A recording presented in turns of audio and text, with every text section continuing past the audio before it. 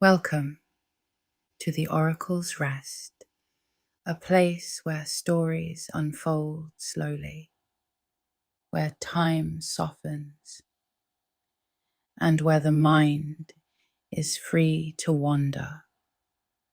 Tonight, we return to the ancient world, not to follow a single story, but to move gently through the details that shaped it. Ancient Greece was not only a land of gods and myths, but a place of mountains and coastlines, of small cities separated by distance, of people who lived close to the land and built their lives around it. The world they experienced was not large in the way we think of it now, but made up of familiar paths, local communities, and shared traditions. And within those traditions, there were patterns, ways of building, ways of speaking, ways of understanding the world that slowly became part of everyday life. Most people did not travel far, and because of this, each region developed its own identity, its own customs, its own rhythms. Some lived near the sea, where trade and fishing shaped daily life, while others lived inland, among hills and farmland, where time moved differently, guided by seasons and simple routines. And as these different ways of living took shape, they formed something larger, not a single nation, but a connected world, made up of many small parts, a world where ideas could travel, even when people did not,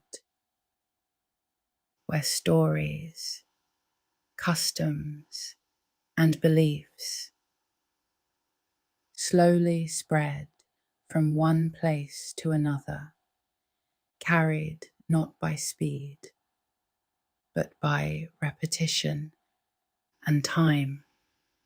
And as we move through these quiet details, you may begin to notice that each one, though small on its own, adds something to the whole, a way of seeing, a way of living, a way of understanding. There is nothing to follow closely, nothing to remember, only a steady stream of simple, grounded ideas. Let your breathing slow, let your body rest, and we can begin with the land itself, the shape of the world they lived in, and how it quietly influenced everything that came after. The land itself played a quiet but powerful role in shaping ancient Greek life. Much of Greece is mountainous, with rugged terrain that made travel difficult and often slow. Because of this, communities developed in relative isolation, separated by hills, valleys, and natural barriers. Over time, these isolated communities became independent city-states, each with its own government, its own customs, and its own way of life. Athens, Sparta, Corinth, and many others were not unified under a single ruler, but existed as separate entities, sometimes cooperating and sometimes competing. This geographic separation influenced not only politics, but identity, as people often felt a stronger connection to their own city than to Greece as a whole. And while the land created distance, the sea created connection. The Mediterranean Sea and the Aegean Sea were central to Greek life, providing routes for travel, trade, and communication, rather than acting as barriers. These bodies of water became pathways, linking distant regions together. Greek sailors, traders, and explorers traveled across these waters, exchanging goods, ideas, and stories with other cultures. This constant movement helped spread Greek influence far beyond the mainland and brought new influences back in return. As a result, ancient Greece became part of a larger network of interconnected civilizations rather than an isolated world. Daily life in these city-states was often simple but structured. Most people were farmers, growing crops like wheat, barley, olives, and grapes. The land was not always easy to cultivate, so agriculture required patience and careful attention to seasonal changes. Olive trees, in particular, were highly valued, not only for food, but for oil, which was used in cooking, lighting, and even religious rituals. Grapes were used to produce wine, which became a central part of social life, often diluted with water and shared during gatherings. These small details of daily living shaped routines, habits, and traditions that carried on for generations. Homes were typically modest, built from materials like stone, mud brick, and wood. They were designed for practicality rather than decoration, often centered around a courtyard where much of daily activity took place. Families would gather there to prepare food, to work, and to spend time together. The structure of the home reflected the structure of life itself. Simple, functional, and centered around shared space. Clothing was also practical, usually made from wool or linen. Garments were often simple in design, draped rather than tailored, and held in place with pins or belts.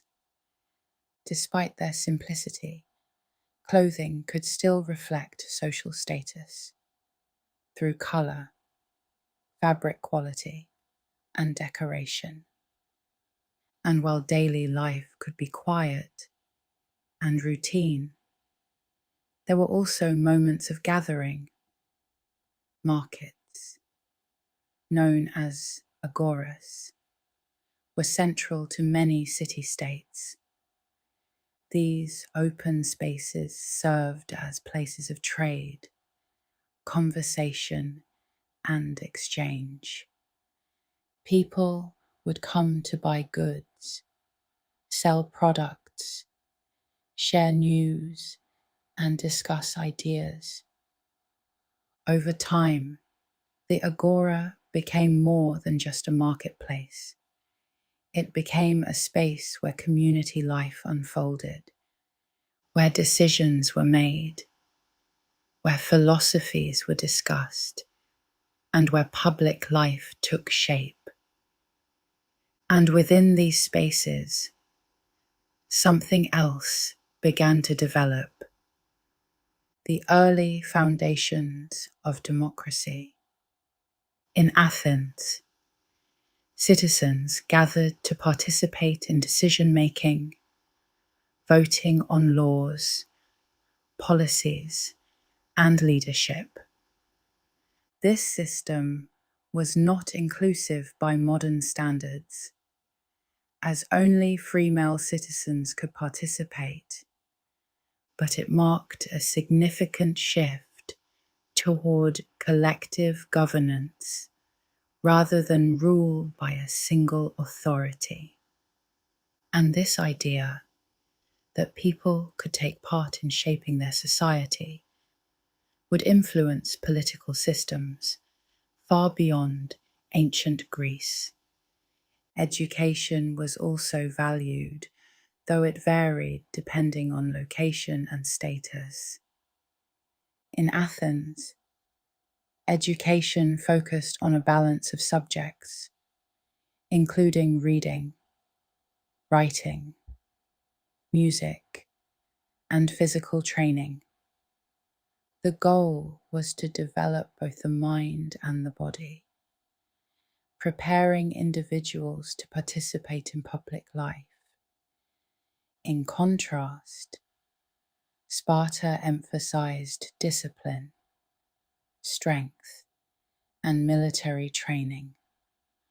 Boys were raised in a system designed to prepare them for warfare, with strict routines and a focus on endurance.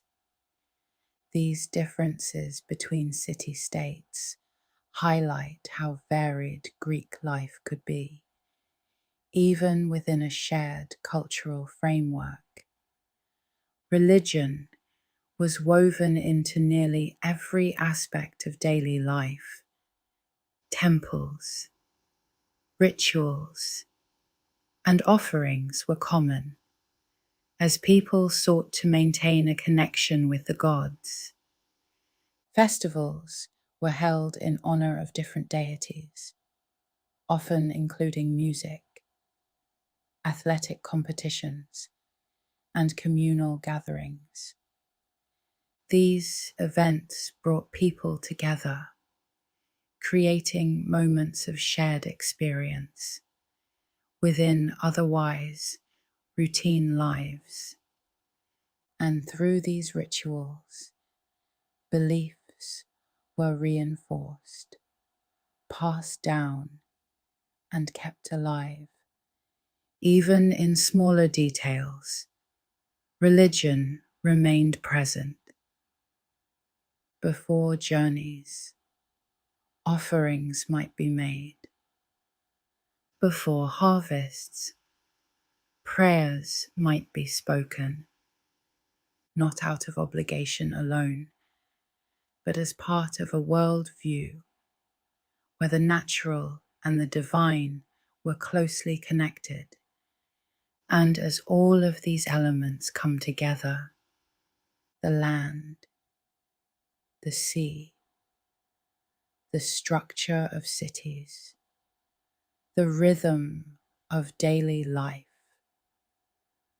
a clearer picture begins to form, not of a single story, but of a world made up of many small, interconnected parts, each one shaping the next, each one contributing quietly to the way people lived, thought, and understood their place. And as these details continue to unfold, they do not need to be followed closely, only allowed to settle, one idea at a time, softly and without effort. In many Greek city-states, Life was shaped not only by geography, but by the idea of citizenship. To be considered a citizen meant more than simply living in a place. It meant having a role in how that place functioned. In Athens, for example, citizenship was tied to participation. Men who were recognized as citizens were expected to take part in public life. They would gather, sometimes in large, open assemblies, to listen, to speak, and to vote. Decisions about laws, war, alliances, and leadership were not made by a single ruler, but discussed collectively. This process could be slow, sometimes uncertain, but it created a system where governance was shared rather than imposed. And because of this, the idea of public speech became highly valued. The ability to speak clearly, to persuade, and to argue effectively was not just a skill, but a form of influence. People who could speak well often held more power, not through force, but through words. And this emphasis on speech helped shape the development of rhetoric, the art of persuasion, which would later influence politics, law, and education. In contrast, Sparta approached citizenship in a very different way. There, the role of a citizen was defined almost entirely by duty to the state. From a young age, boys were placed into a system of training known as the agoge. This system was strict, structured, and designed to build endurance, discipline, and obedience. They were taught to live with very little, to tolerate discomfort, and to rely on one another. Meals were shared, conditions were harsh, and personal expression was limited. The goal was not individual success, but collective strength. And as a result, Spartan society became highly focused on military readiness. Every aspect of life, from education to daily routine, was shaped by the expectation of service. These differences between Athens and Sparta show how flexible Greek society could be. Even within the same cultural framework, values could shift dramatically, from intellectual development to physical discipline, from open discussion to strict control. And yet, both systems were seen by their people as effective, as reflections of what their society believed was most important. Beyond governance and education, architecture also played a central role. Greek buildings were not only functional, but carefully designed, with attention to proportion, symmetry, and balance. Temples, in particular, were constructed with precision.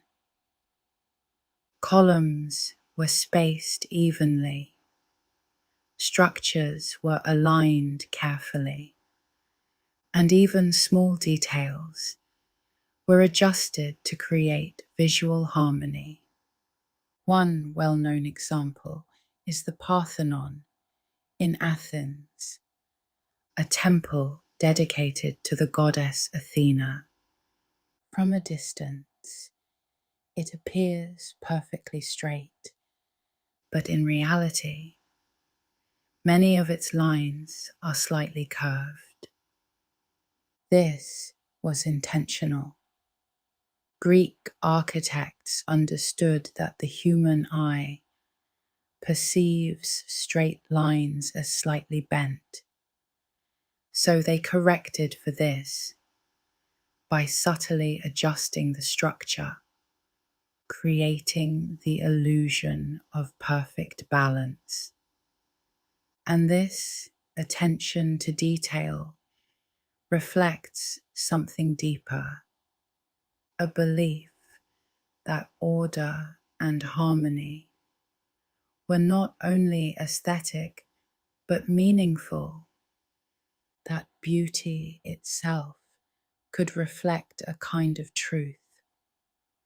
The Greeks also developed systems of measurement and proportion that would influence architecture for centuries. The idea that buildings should follow consistent ratios, that parts should relate to the whole, became a guiding principle, not only in construction, but in art and design more broadly. And this focus on structure and balance extended beyond buildings into the way people thought about the world itself. In philosophy, many Greek thinkers sought to understand not just how things appeared, but how they were organized, what underlying patterns existed beneath surface details. This led to early ideas about logic, reasoning, and systematic thinking. Philosophers like Socrates, Plato, and Aristotle began asking questions about knowledge, ethics, and reality, not in abstract isolation, but through conversation and observation. Socrates, for example, did not write down his ideas. Instead, he asked questions, often simple at first, but designed to reveal deeper assumptions. By guiding others through dialogue, he encouraged them to examine what they believed and why. Plato, his student, later recorded many of these conversations and expanded on them, introducing ideas about forms, knowledge, and the nature of reality. Aristotle, in turn, approached these questions differently, focusing more on observation, classification, and evidence. He studied plants, animals, politics, and ethics, trying to understand how different parts of the world functioned and how they could be organized into systems. And through this progression, Greek philosophy became less about myth and more about inquiry. a shift from storytelling to structured thinking. But even as philosophy developed, mythology and religion remained present, not replaced, but existing alongside these new ways of understanding. In daily life, both could coexist. Stories explaining origins and reasoning explaining patterns, each offering something different, but neither fully replacing the other. And as these systems of thought expanded, they began to influence other cultures through trade, conquest, and exchange. Greek ideas about philosophy, governance, and design spread beyond the mainland, reaching regions across the Mediterranean, and in doing so, they became part of a larger conversation, one that continued to evolve long after the original city-states had changed. And as you consider these elements, citizenship, education, architecture, philosophy, you may begin to notice that they are not separate, but connected, each one shaping the others, each one contributing to the way people lived, thought, and understood their place in the world. And in that connection, there is no need to separate them completely, only to observe how each idea quietly leads into the next. Athletic competition held a significant place in ancient Greek life, but these competitions were not only about strength or physical ability. They were deeply connected to religion, identity, and shared experience. The most well-known of these events, the Olympic Games, were held in honor of Zeus and took place in Olympia every 4 years. Athletes traveled from different city-states, sometimes across long distances, to participate and to represent their home communities. Events included running, wrestling, boxing, and chariot racing. But beyond the competition itself, there was a sense of unity. During the games, conflicts between city-states were often paused, creating a temporary period of peace. This allowed athletes and spectators to travel safely and to gather in one place. And in this way, the Olympics were not only athletic events, but moments where a fragmented world briefly became connected. Theatres also played an important role in Greek society, not as simple entertainment, but as shared cultural experiences. Large outdoor theatres were built into hillsides, designed so that sound could travel clearly, even to distant seats. Thousands of people could gather, to watch performances that explored themes of fate, morality, conflict, and human nature. Playwrights like Sophocles, Euripides, and Aeschylus wrote tragedies that often drew from mythology, but focused on human decisions and their consequences. Actors wore masks to represent different characters, allowing a small group of performers to portray many roles. And through these performances, audiences engaged with ideas, not through explanation, but through story and emotion. These plays did not offer simple answers, but invited reflection and discussion. Slavery was also a part of ancient Greek society and played a significant role in daily life.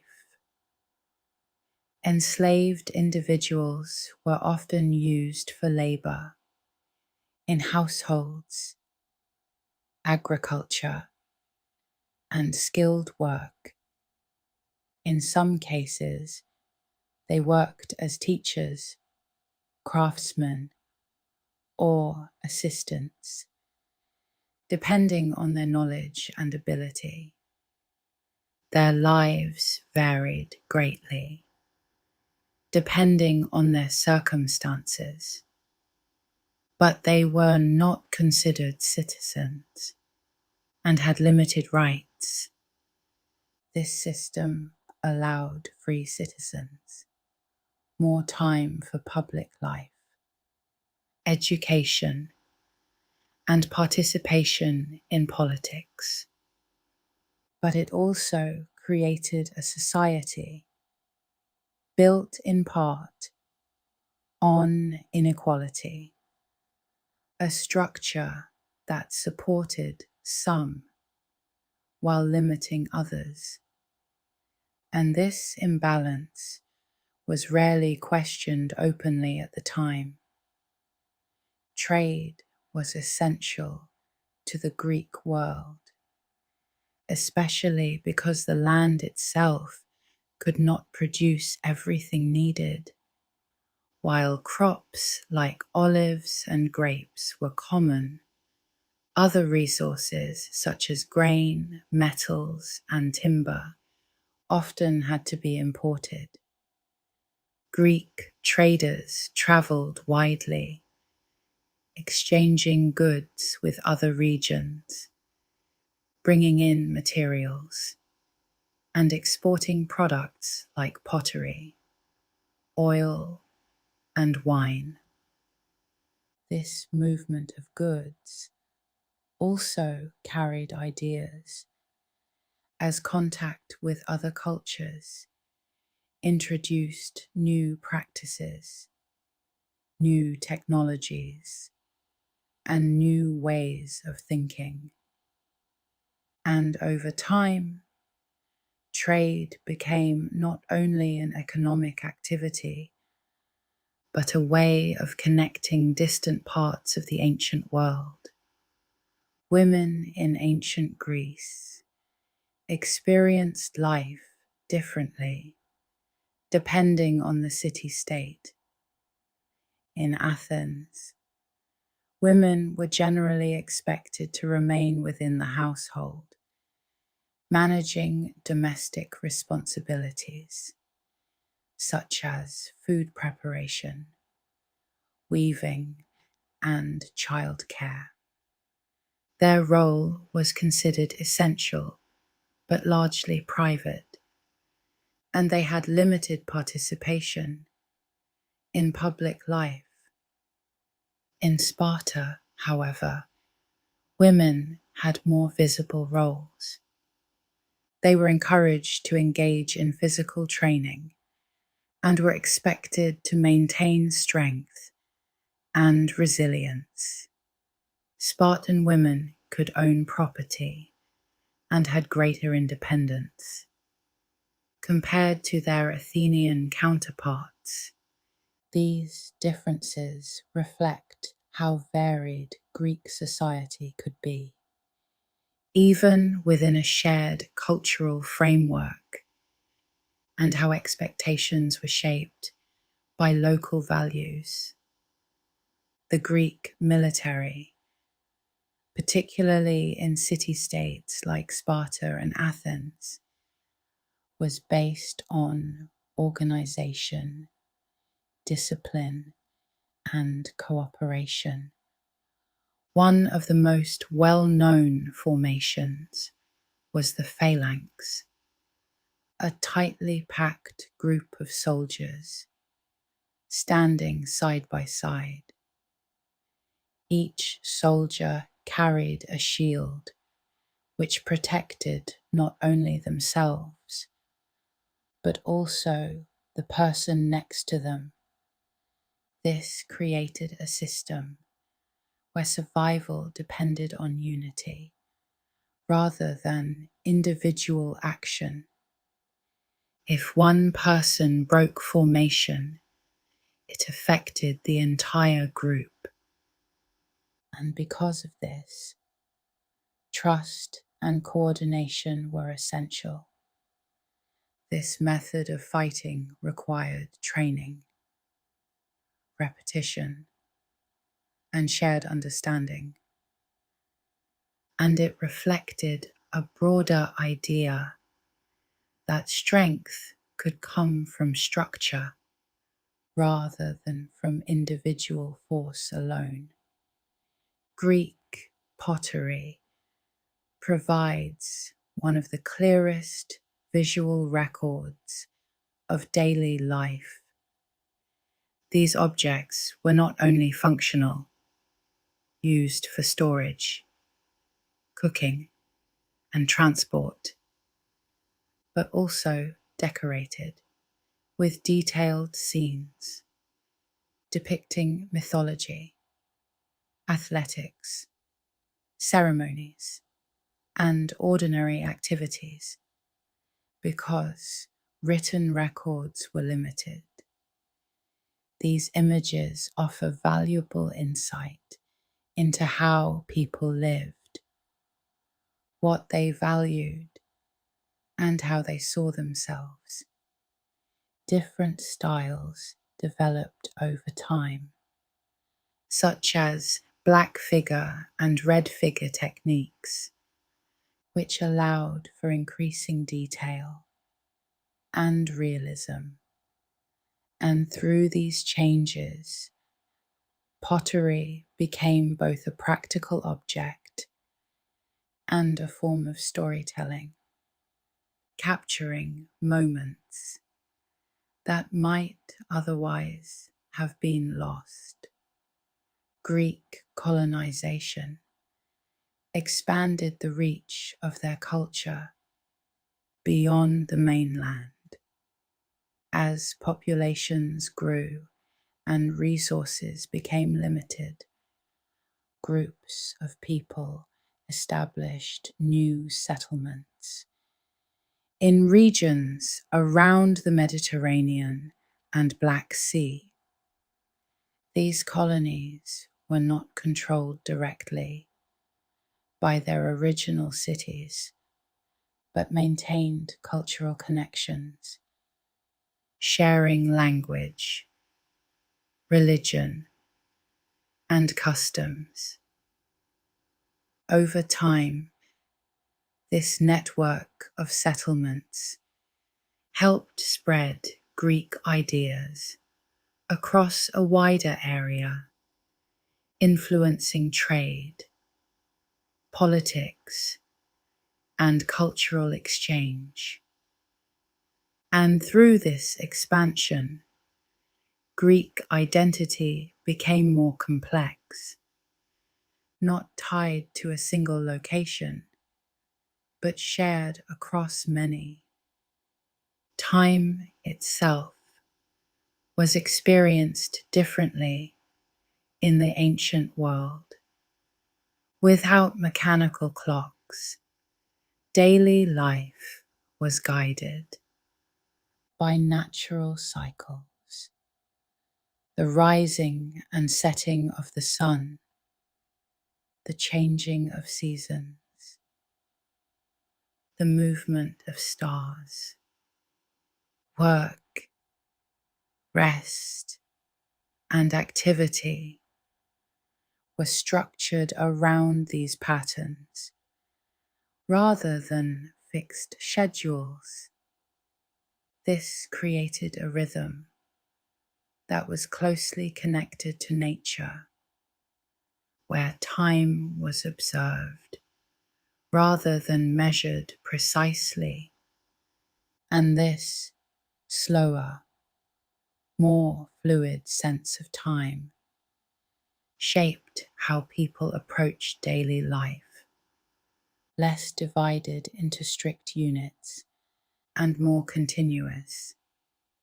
The concept of citizenship also influenced responsibility, not only rights. Citizens were expected to contribute, whether through military service, public speaking, or participation in assemblies. This created a connection between the individual and the state, where identity was tied to involvement rather than simply belonging. And in this way, public life became part of personal life, not separate, but interconnected. Even small acts, like attending discussions or voting, were seen as meaningful contributions to the functioning of the community. And this expectation of participation helped shape a society where engagement was valued rather than avoided. And as all of these elements continue to unfold, athletics, theatre, trade, daily roles, and shared responsibility, they begin to form a more complete picture, not of isolated facts, but of a living system where each part connects to the next, quietly shaping the way people lived and understood their world. Medicine in ancient Greece was not based only on superstition, but began to move toward observation and reasoning. One of the most well-known figures in this shift was Hippocrates, often referred to as the father of medicine. He and those who followed his approach believed that illness was not caused by the gods, but by natural factors within the body. They observed symptoms, recorded patterns, and tried to understand disease as something that could be studied rather than something that had to be feared. This led to the idea of balancing bodily elements, such as blood, phlegm, and bile, which were believed to influence health. While these ideas were not scientifically accurate by modern standards, they marked an important step toward treating illness as a physical condition rather than a supernatural event. Greek architecture extended far beyond temples into everyday public spaces. Structures such as stoas, long covered walkways, provided shelter from the sun and a place for gathering. These spaces allowed people to meet, to talk, and to conduct business without needing a formal setting. Gymnasiums were also central to daily life, not only for physical training, but as places where men gathered to learn, discuss ideas, and socialize. These areas often included open courtyards, shaded walkways, and rooms for instruction, combining physical activity with intellectual development. In this way, architecture supported both body and mind, creating spaces that encouraged interaction rather than isolation. Greek warfare involved not only strategy, but preparation over long periods. Soldiers, known as hoplites, were typically citizens who provided their own armor, shields, and weapons. This meant that participation in war was closely tied to social status, as those who could afford equipment were more likely to serve. Armor was often made of bronze, and shields were large and round, designed to cover much of the body. Spears were the primary weapon, used in coordinated formations rather than individual combat. Battles were often short but intense, with both sides advancing, pushing, and attempting to break the other's line. Victory depended not only on strength, but on maintaining formation and resisting pressure. Trade and craftsmanship were closely connected, as many goods produced in Greece required skill and specialization. Potters, metalworkers, and sculptors developed techniques that took years to master. Pottery, for example, was shaped on a wheel, then painted and fired in a kiln. The process required precise control of temperature, as different conditions produced different colors. Black figure pottery involved painting figures in a dark slip, while red figure pottery reversed this technique, allowing for more detailed human forms.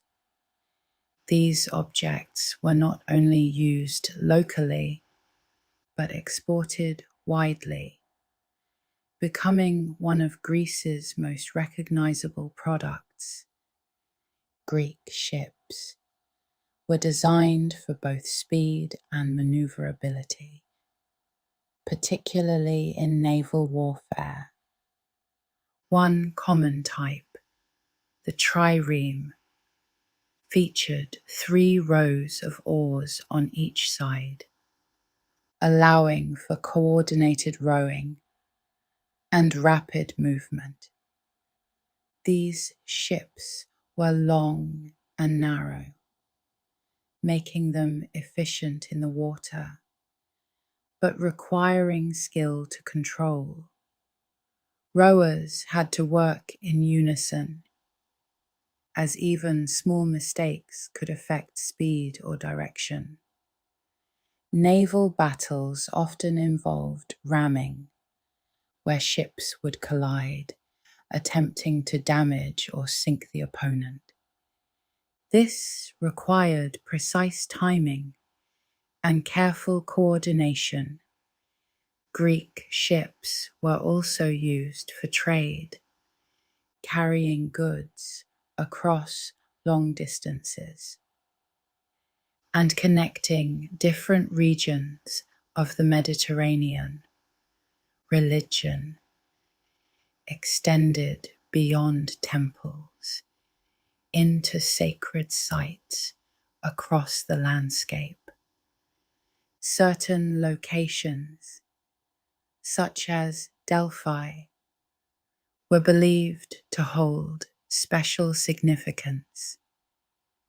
At Delphi, people traveled from different city-states to consult the oracle. A priestess who was believed to speak on behalf of Apollo, those seeking guidance, would ask questions, often about decisions, future events, or uncertain outcomes.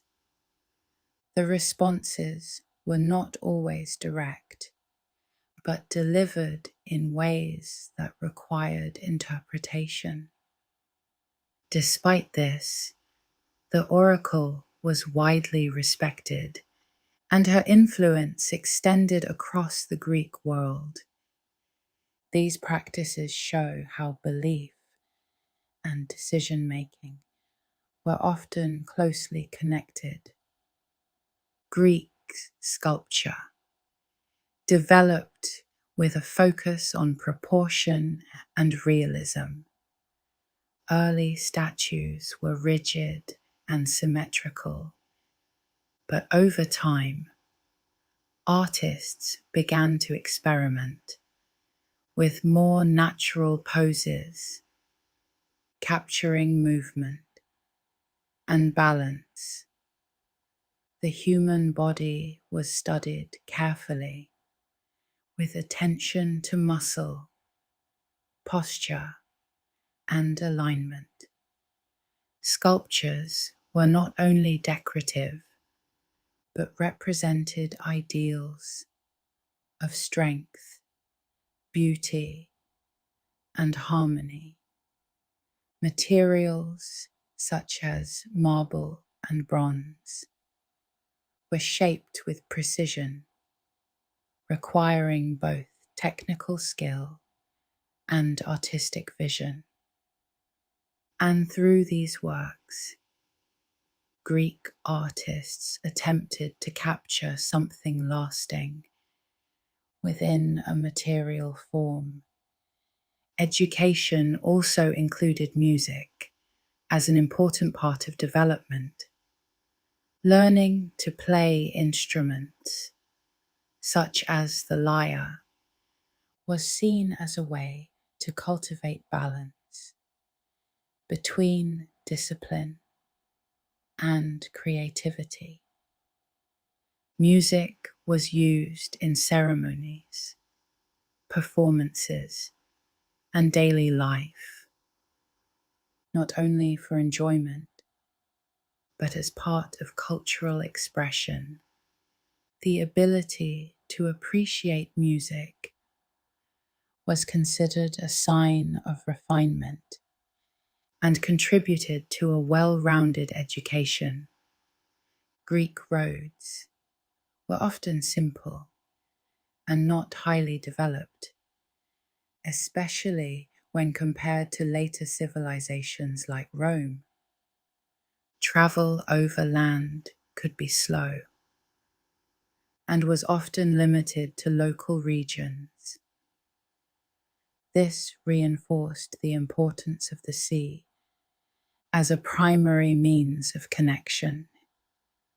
People moving between city-states often relied on ships rather than long journeys over difficult terrain. This influenced trade, communication, and the spread of ideas, keeping coastal areas more connected than inland regions.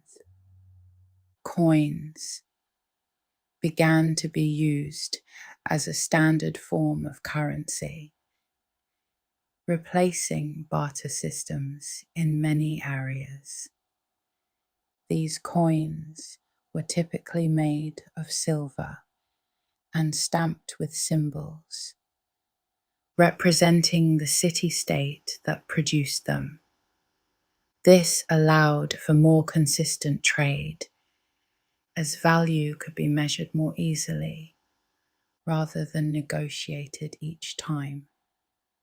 Different city-states issued their own coins, but many were widely accepted due to the strength of their economies.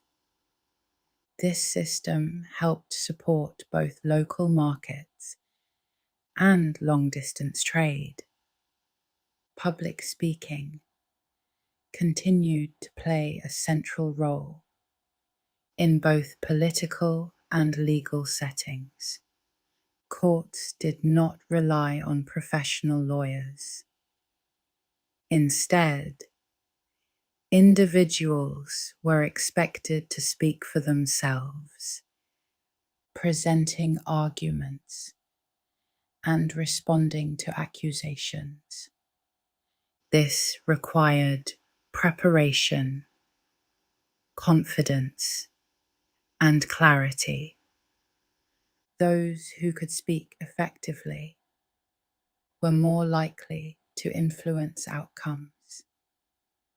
And as a result, training in rhetoric became increasingly important, with teachers offering instruction in how to structure arguments and persuade audiences.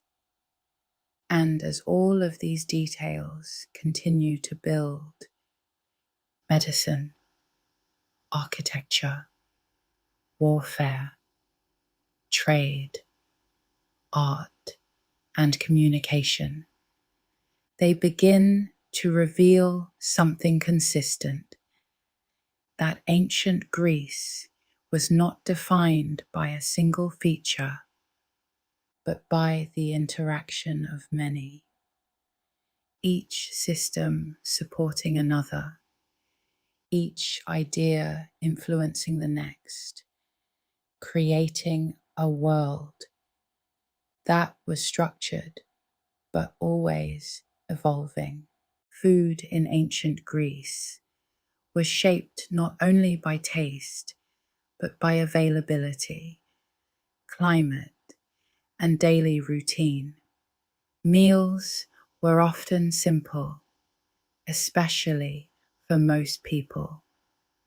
Bread made from barley or wheat formed the foundation of the diet. Barley was more common because it could grow in poorer soil and required fewer ideal conditions than wheat. This bread was sometimes coarse, dense, and filling, but it provided the energy needed for daily labor. Olives were eaten regularly, both whole and pressed into oil, and olive oil became one of the most important ingredients in Greek life, used not only in food, but also in lighting, hygiene, and religious offerings. Vegetables such as onions, garlic, lentils, and chickpeas were common additions, providing variety within limited resources. Meat, in contrast, was eaten less frequently, often reserved for special occasions or religious sacrifices. When animals were offered to the gods, the meat would sometimes be shared among the community, turning ritual into a social meal. And in this way, even food reflected something larger, a connection between survival, culture, and belief. Water, though essential, was not always considered ideal to drink alone. Instead, wine was commonly consumed, but rarely in its pure form. It was typically diluted with water, sometimes in ratios of 2 or 3 parts, water to 1 part wine. This was done not only to reduce its strength, but also because undiluted wine was seen as excessive, even uncivilized. Drinking wine in moderation and in the proper way was considered a sign of discipline, and gatherings where wine was shared, known as symposia, became important social settings. At these events, participants would recline, drink slowly, and engage in conversation. Topics could range from politics to philosophy to daily life, and the structure of the symposium itself followed certain customs, including how wine was mixed, how it was served, and how participants took turns speaking. In this way, even something as simple as drinking became part of a structured cultural experience. The role of storytelling extended far beyond entertainment. Stories were used to pass down knowledge, values, and history. Before widespread literacy, these narratives were remembered and spoken aloud, often repeated in gatherings, festivals, and daily conversation. Epic poems, such as those attributed to Homer, including the Iliad and the Odyssey, were not originally read silently, but performed, sometimes over several days. Listeners would hear these stories again and again, becoming familiar with characters, events, and themes. And through repetition, these stories became part of shared identity, offering a sense of continuity across generations. Storytelling was not only about remembering the past, but about shaping how people understood their world. Greek religion included not only major gods, but also local deities, spirits, and protective figures. Different regions honored different gods, depending on local traditions, geography, and historical influence. A coastal city might focus on Poseidon, while an inland community might emphasize Demeter, the goddess of agriculture. Households often had small shrines where daily offerings could be made, such as food, drink, or small tokens. These practices were not always elaborate, but they were consistent, part of routine, a way of maintaining connection between daily life and belief. Temples, in contrast, were larger public spaces where communities gathered for festivals and ceremonies. But religion did not exist only in these formal settings.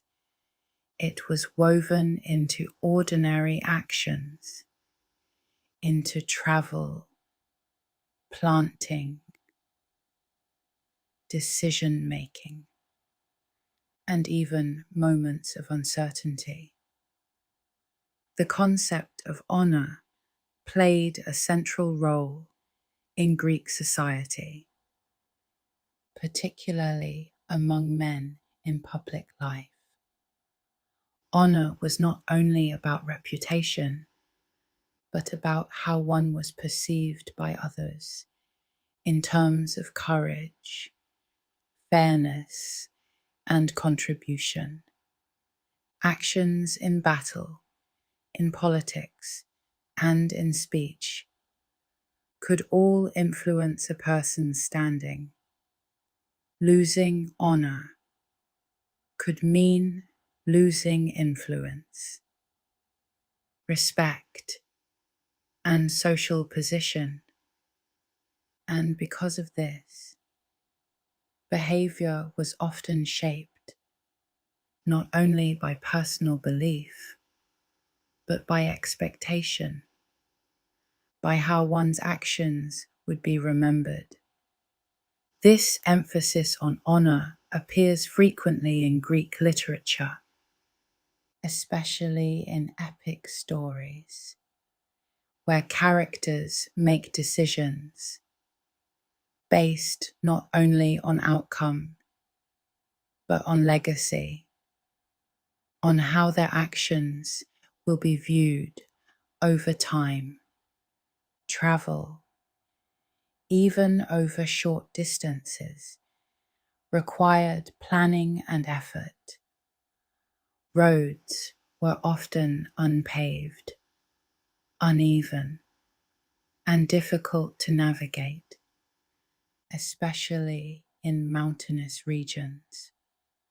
Journeys that might seem short by modern standards could take much longer, depending on terrain.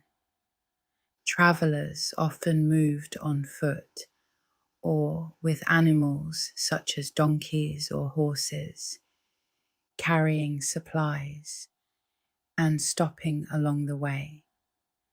Because of these limitations, most people stayed close to home, and long-distance travel was less common. This contributed to strong local identities, as communities remained relatively self-contained.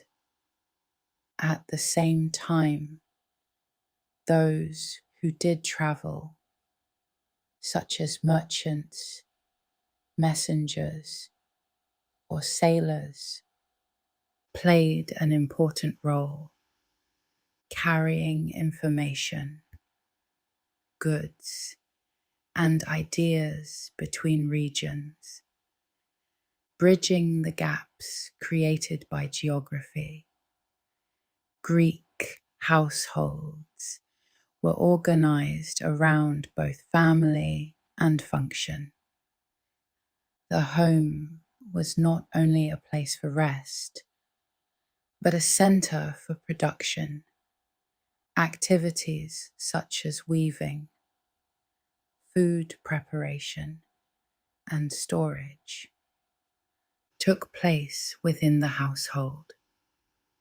Women were typically responsible for managing these tasks, overseeing daily operations and ensuring resources were used carefully.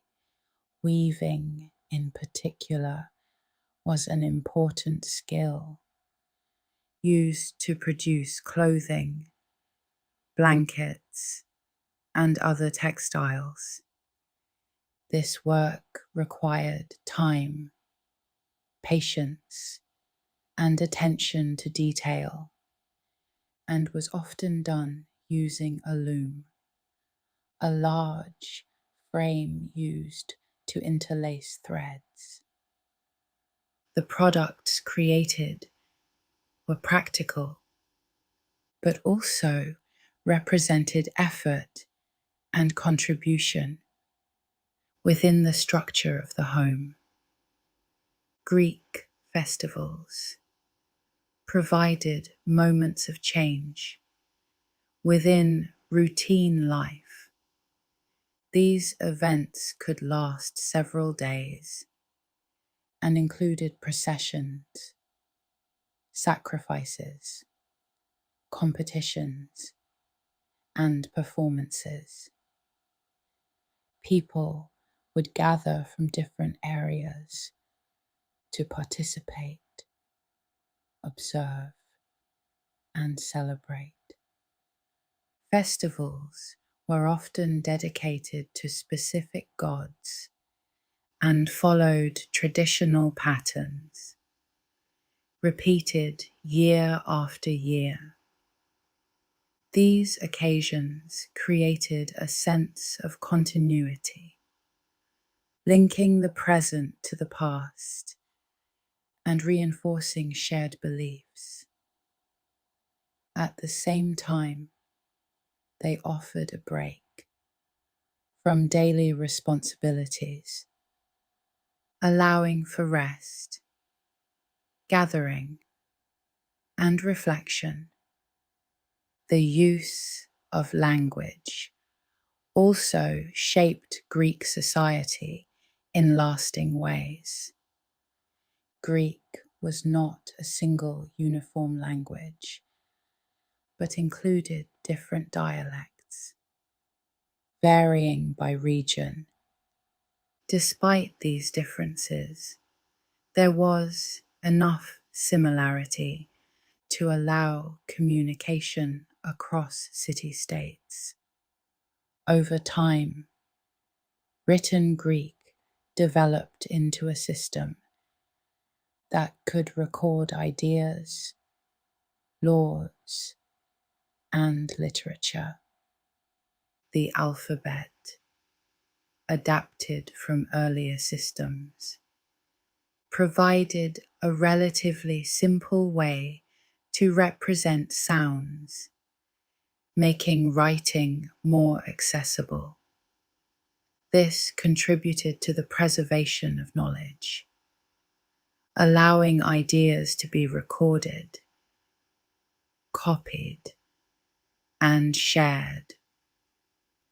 And through writing, certain works, such as philosophy, history, and drama, were able to extend beyond their original time, influencing later generations. And as all of these details continue to expand, food, travel, storytelling, language, daily roles, they begin to show something consistent, that life in ancient Greece was built from many small systems, each one necessary, each one connected, each one shaping how people lived in ways that were both practical and meaningful. And as these systems come together, they do not need to be separated, only observed as parts of a larger whole. Record keeping in ancient Greece developed slowly, but played an important role in organization and memory. In earlier periods, much information was preserved through speech. Laws, agreements, and traditions were often spoken rather than written and remembered through repetition. But over time, written records became more common, especially in places like Athens, where laws were inscribed on stone or displayed publicly so that citizens could see them and understand what was expected.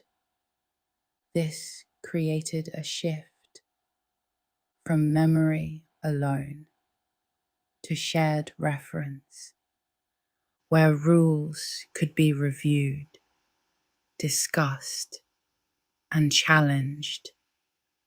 And this made systems of governance more stable because they no longer depended entirely on who remembered them. Mining was another important part of the Greek economy, particularly in regions like Laurion, near Athens, where silver deposits were extracted from the earth. This process required labor, tools, and coordination.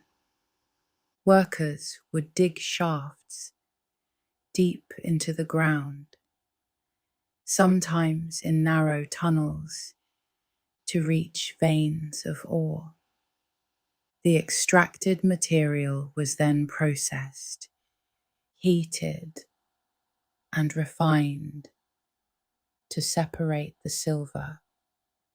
This silver was used to produce coins, which supported trade, military funding, and public projects. And in this way, something hidden beneath the surface became a visible part of economic and political life. Greek calendars were not standardized across all city-states. Different regions followed different systems based on local traditions and astronomical observation. Many calendars were lunar, tracking the cycles of the moon, with months beginning at the sighting of a new moon. Because of this, dates did not always align from one place to another, and adjustments had to be made to keep seasons consistent. Festivals, planting, and public events were all tied to these calendars, which meant that time itself was experienced differently depending on location. This required awareness, flexibility, and local knowledge, rather than reliance on a single fixed system. Bathing was part of daily life, but not in the same structured way as in later Roman culture. Public baths existed, but were often smaller and less elaborate. People would wash using water poured from containers, or bathe in simple basins. Oil was commonly used, applied to the skin, and then scraped off with a tool known as a strigil. This process removed dirt, sweat, and impurities without the need for soap. And in addition to hygiene, bathing could also serve as a social activity, a place where people gathered, talked, and relaxed. Blending function with interaction, Greek athletics were closely connected to training and discipline. Athletes did not simply compete, they prepared over long periods, following routines that included diet, exercise, and rest.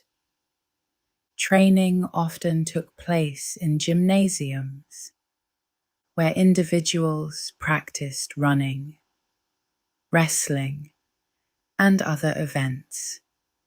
Coaches, known as trainers, provided guidance, correction, and structure.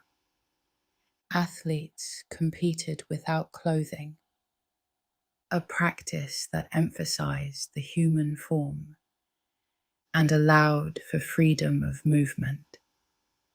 Competitions were judged based on performance, but also on adherence to rules, and victory brought recognition not only to the individual, but to their city-state, creating a link between personal effort and collective pride. Greek mathematics began to move toward abstraction, not only counting or measuring, but exploring relationships between numbers. Thinkers like Pythagoras studied numerical patterns and believed that numbers themselves held deeper meaning. They explored concepts such as ratios, harmony, and proportion, which could be applied to music, architecture, and geometry. Later, mathematicians like Euclid organized knowledge into structured systems, presenting definitions, axioms, and proofs. This method of reasoning allowed ideas to be built step by step, creating a foundation for logical thinking that extended beyond mathematics. Greek history was recorded not only as a list of events, but as a narrative with explanation. Historians like Herodotus and Thucydides approached the past in different ways. Herodotus collected stories, accounts, and observations, often including multiple perspectives, even when they conflicted. Thucydides, in contrast, focused more on evidence and direct experience, especially in his account of the Peloponnesian War. He analyzed causes, decisions, and consequences rather than relying on tradition alone. And through these approaches, history became something that could be examined, not just remembered, but interpreted. Greek clothing, while simple in construction, reflected both practicality and identity. Garments such as the chiton were made from rectangular pieces of fabric, draped around the body and secured with pins or belts. The himation, an outer garment, could be worn in different ways depending on weather, activity, or preference. Fabric was often produced at home, spun from wool, or made from linen. Colors and decoration varied, with wealthier individuals able to afford more elaborate designs. Clothing also indicated status, age, and role within society, making it both functional and symbolic.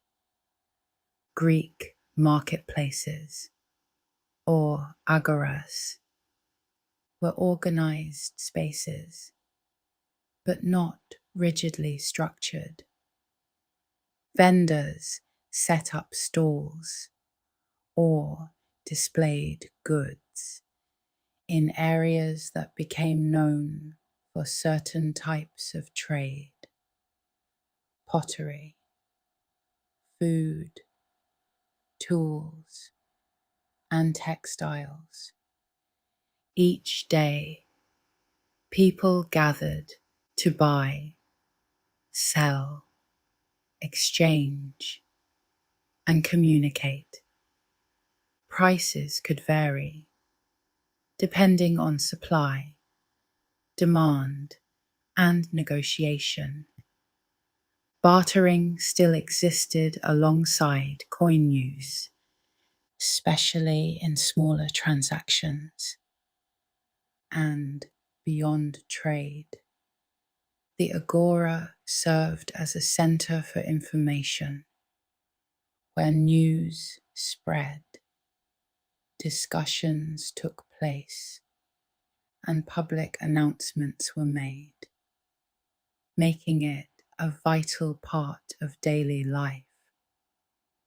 Greek ships used for trade were designed differently from warships. They were wider and built to carry cargo, rather than speed or maneuverability. Goods such as grain, oil, wine, and pottery were stored in containers, often amphorae, large clay jars with narrow necks, designed for transport and storage. These ships followed known routes, stopping at ports along the way to exchange goods and gather supplies. Weather conditions, winds, and currents all influence travel, requiring knowledge and experience to navigate safely. Greek education in philosophy often took place in open spaces rather than formal classrooms. Teachers and students gathered in areas like the academy or the lyceum to discuss ideas. These discussions were not always lectures, but conversations where questions were asked and answers explored. This method encouraged active thinking rather than passive listening.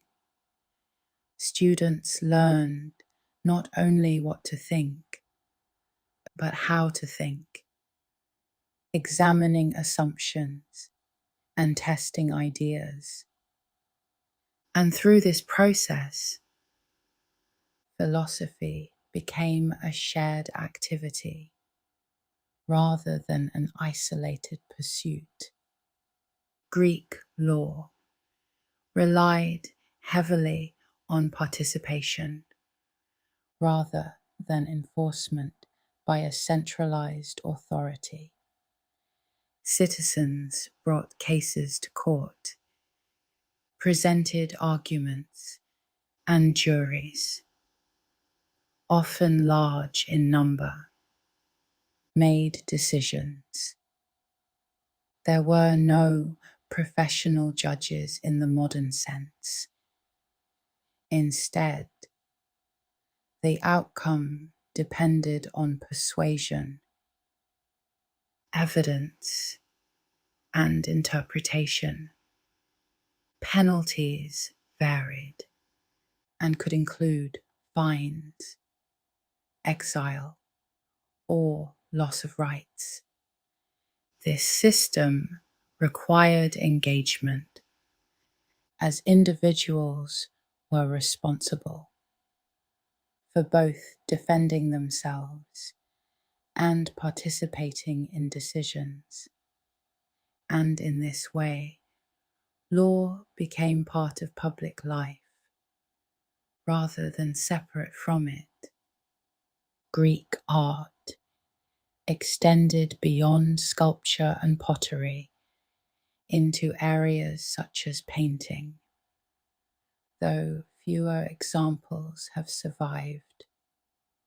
Wall paintings and panel works depicted scenes from daily life, mythology, and nature. Artists experimented with perspective, color, and composition, trying to create a sense of depth and realism.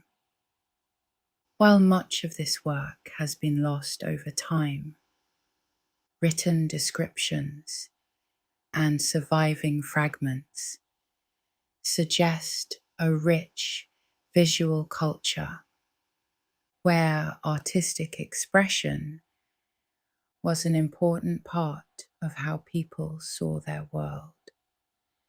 And as all of these systems continue to unfold, record keeping, mining, calendars, hygiene, education, law, they reveal something consistent: that ancient Greece functioned through a network of practical systems, each one requiring knowledge, effort, and participation. And within that network, each detail, no matter how small, contributed to the larger structure of how people lived and understood their place in a changing world. Greek farming practices required careful attention to both land and season. The soil in many parts of Greece was not deep or highly fertile, which meant that farmers had to adapt.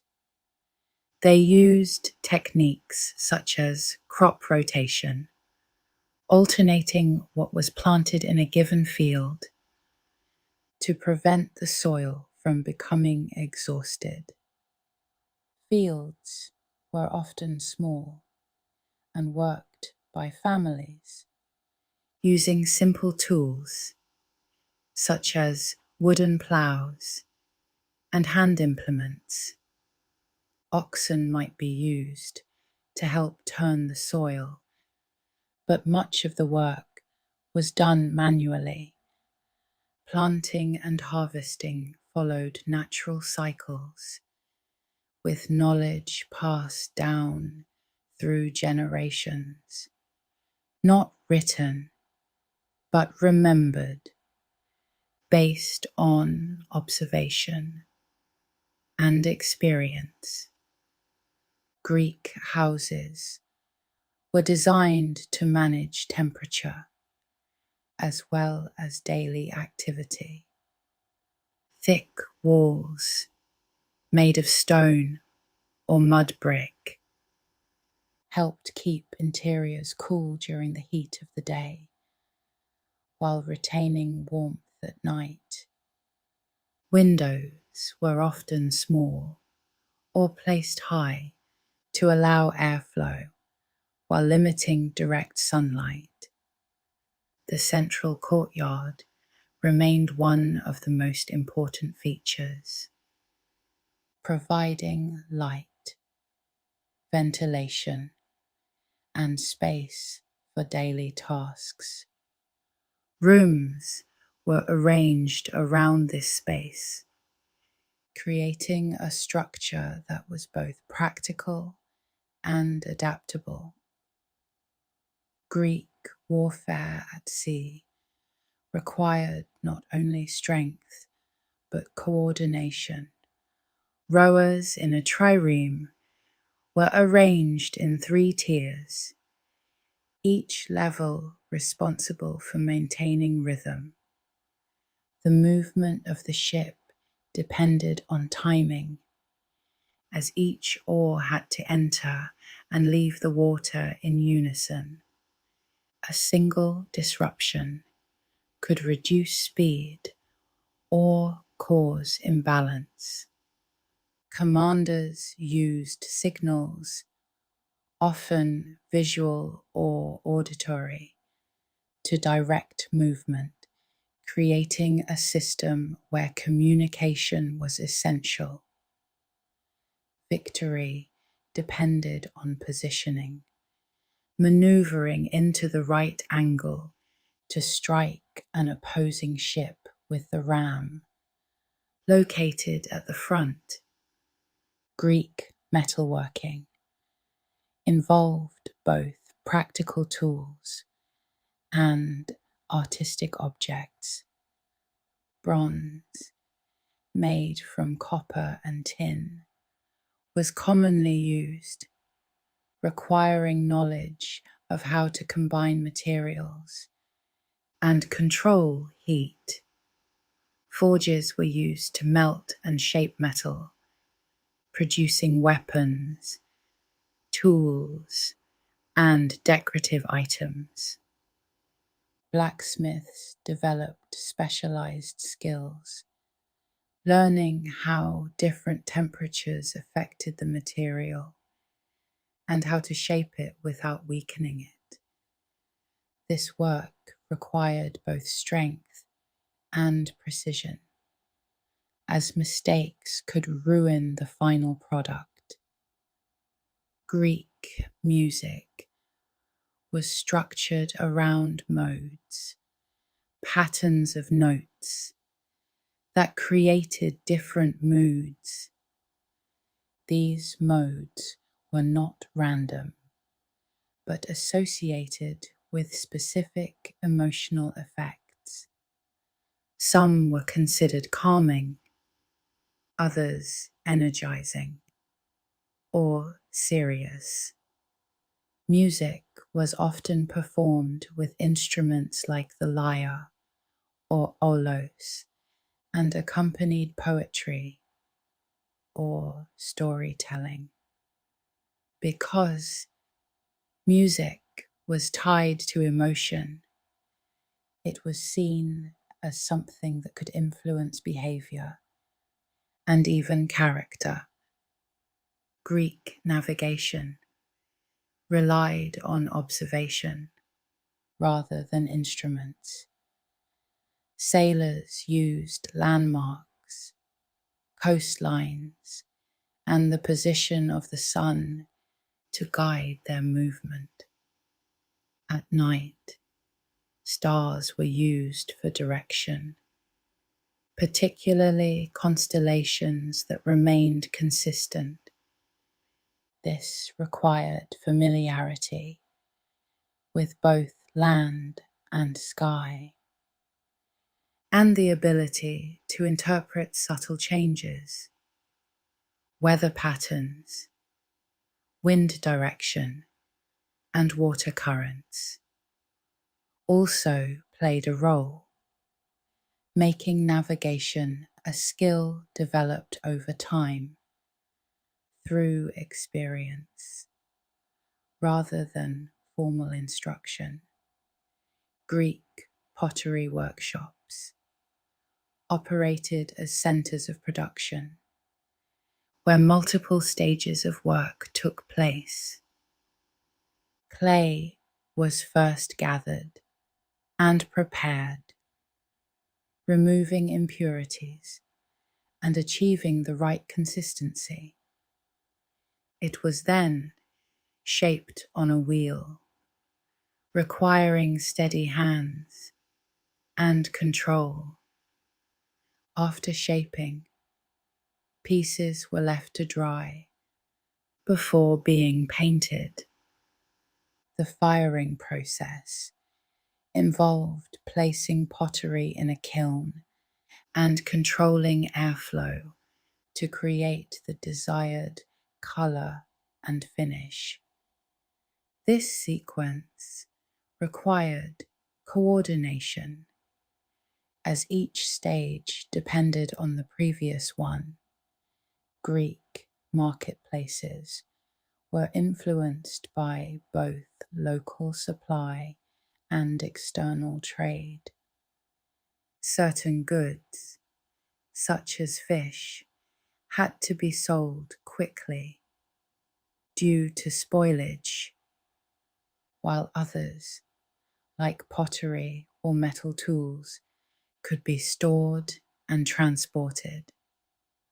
Prices were not fixed, but adjusted through negotiation, with buyers and sellers discussing value.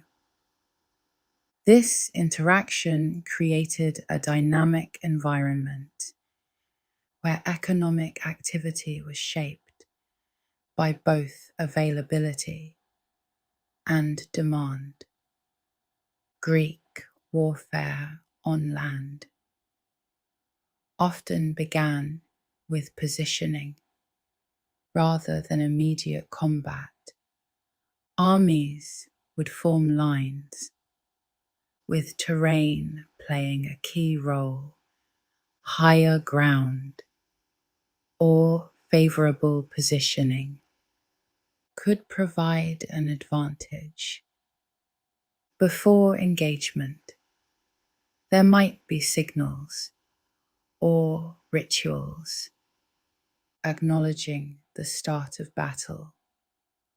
Once combat began, the goal was to maintain formation and apply pressure until one side broke. At that point, retreat or pursuit followed, depending on the situation. Greek religious festivals involved preparation over time. Offerings had to be gathered, animals selected, and ceremonies planned. Participants followed established procedures, ensuring that rituals were performed correctly.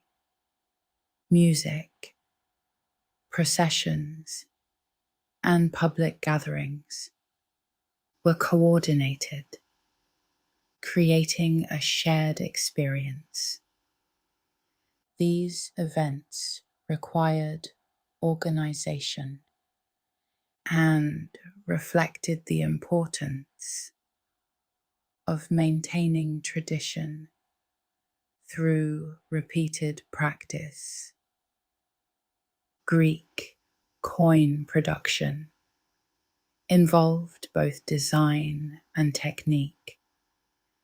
Metal was heated and shaped into blanks, which were then stamped with engraved dies.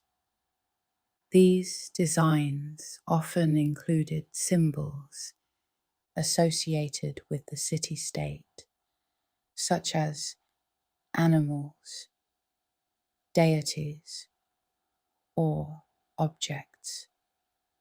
The consistency of these markings helped establish trust, as people could recognize and accept coins based on their origin. This system supported trade by providing a common reference for value. Greek education in physical training focused on balance rather than extremes. Athletes were encouraged to develop strength, but also flexibility and control.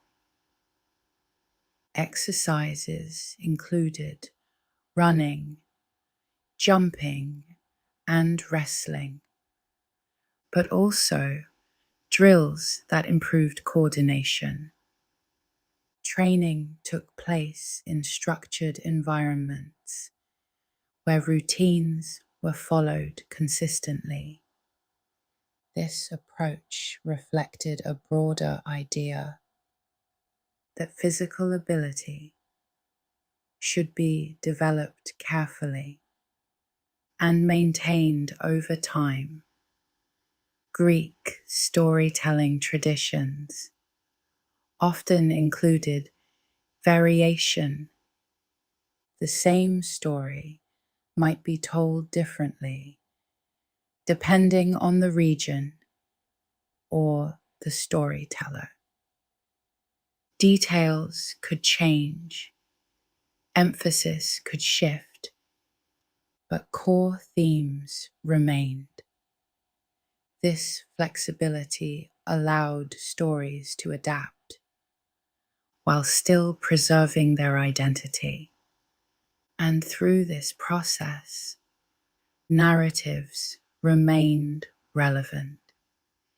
Even as circumstances changed, Greek observation of nature contributed to early scientific thought. Thinkers studied plants, animals, and environmental patterns, not only to describe them, but to understand how they functioned. This included examining growth, behavior, and relationships between different elements. These observations were not always precise, but they represented a move toward systematic inquiry, looking at the world as something that could be understood through careful attention. And as all of these details continue to expand, farming, housing, warfare, craftsmanship, trade, and knowledge, they reveal a consistent pattern that life in ancient Greece was supported by systems, each one developed through necessity and refined over time, creating a world that was structured, adaptable, and interconnected. Greek astronomy, developed through careful observation rather than advanced instruments. Thinkers studied the movement of the sun, moon, and stars, tracking patterns over time and attempting to understand how these movements related to seasons, navigation, and daily life. Some philosophers proposed that the earth was not the center of everything, but part of a larger system. Aristarchus, for example, suggested that the Earth moved around the Sun, an idea that would not be widely accepted for many centuries. Others focused on mapping the visible sky, identifying constellations, and using them for orientation. These observations allowed sailors, farmers, and travelers to make decisions based on predictable patterns, connecting the sky to life on the ground. Greek medicine continued to evolve through both theory and practice. Physicians observed symptoms, compared cases, and documented their findings. Treatments could include diet changes, herbal remedies, and physical care, rather than ritual alone.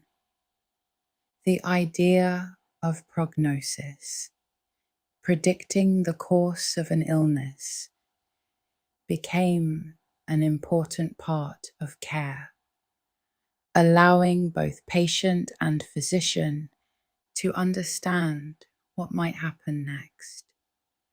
Medical knowledge was passed through teaching, with experienced practitioners training others, creating a system where information could accumulate rather than being lost. Greek theatre required coordination behind the scenes, as well as performance on stage. Large productions involved not only actors, but chorus members, musicians, and stage workers. Costumes, masks, and props had to be prepared in advance, with attention to detail. Masks allowed actors to portray different characters and also helped project their voices so that sound could carry through large, open theatres. The chorus often moved and spoke together, providing commentary, context, and rhythm. This structure created a layered experience where multiple elements work together to tell a single story. Greek philosophy expanded into ethics and the question of how to live. Thinkers like Aristotle examined what it meant to live well, not only in terms of success, but in terms of balance and character. He proposed that virtue existed between extremes. For example, courage between fear and recklessness. This idea, known as the golden mean, suggested that moderation and awareness were key to a stable life. These concepts influenced how people thought about behavior, not as fixed rules, but as something that required judgment and reflection. Greek engineering supported both daily needs and large-scale projects. Aqueducts, wells, and drainage systems were developed to manage water, ensuring access for drinking, agriculture, and sanitation. construction techniques allowed for roads, walls, and buildings to be created with available materials. Stone, wood, and clay were used in ways that balanced durability and practicality, while not as expansive as later Roman systems. Greek engineering still reflected planning and an understanding of how to use resources effectively. Greek burial practices reflected beliefs about death and remembrance. The body was typically prepared and placed in a grave, sometimes with objects such as pottery, jewelry, or coins. These items could represent status, identity, or offerings. Graves were often marked, allowing family members to visit and maintain a connection to those who had died. Funerary rituals included processions and moments of mourning, but also acts of remembrance.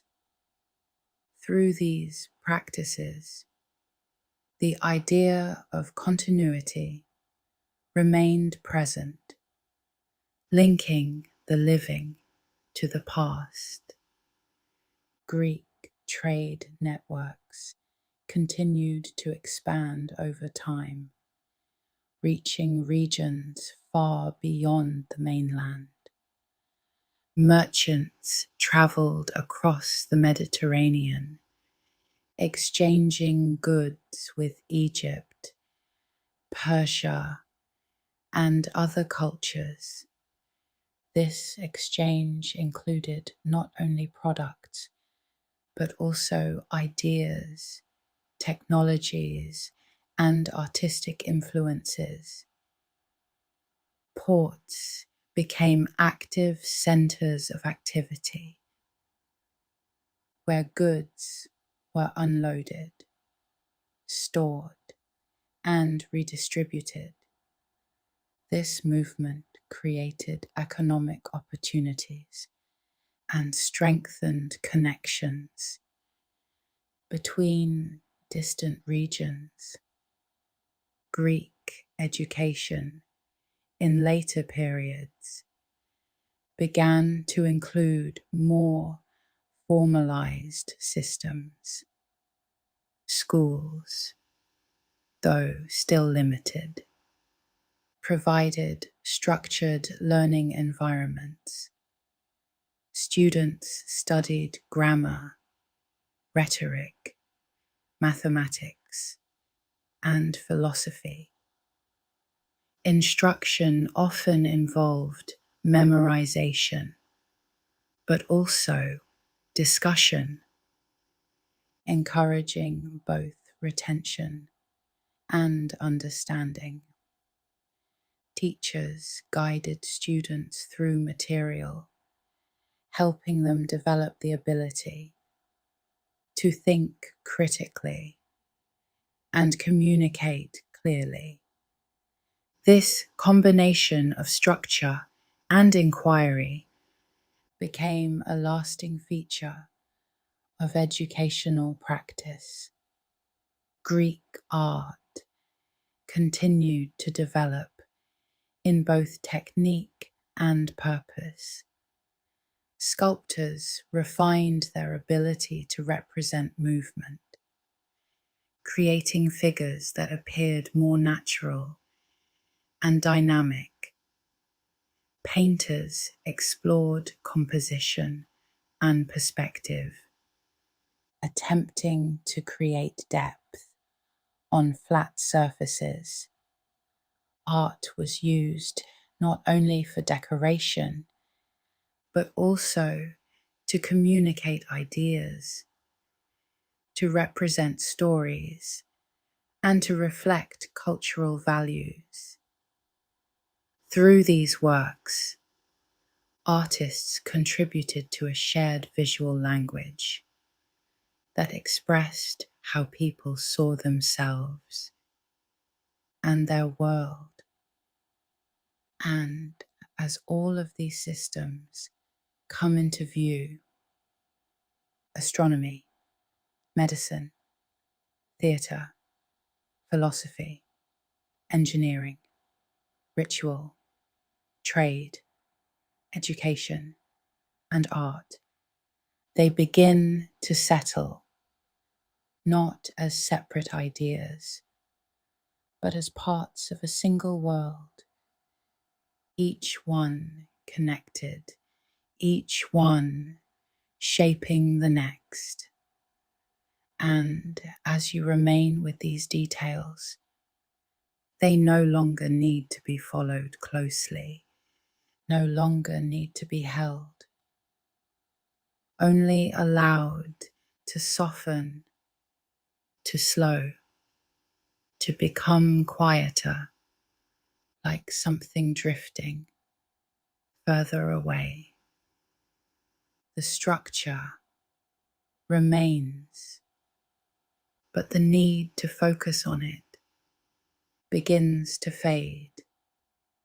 The ideas continue, but they no longer ask for attention, only space, only stillness. And as your mind begins to settle, you may notice that there is nothing left to learn, nothing left to follow, only this gentle sense of having moved slowly through a world that once was and now rests quietly in memory. And as that quiet continues, there is no need to stay with these words, no need to listen closely, only to rest and allow everything to drift softly into stillness where nothing more is needed and nothing more will come.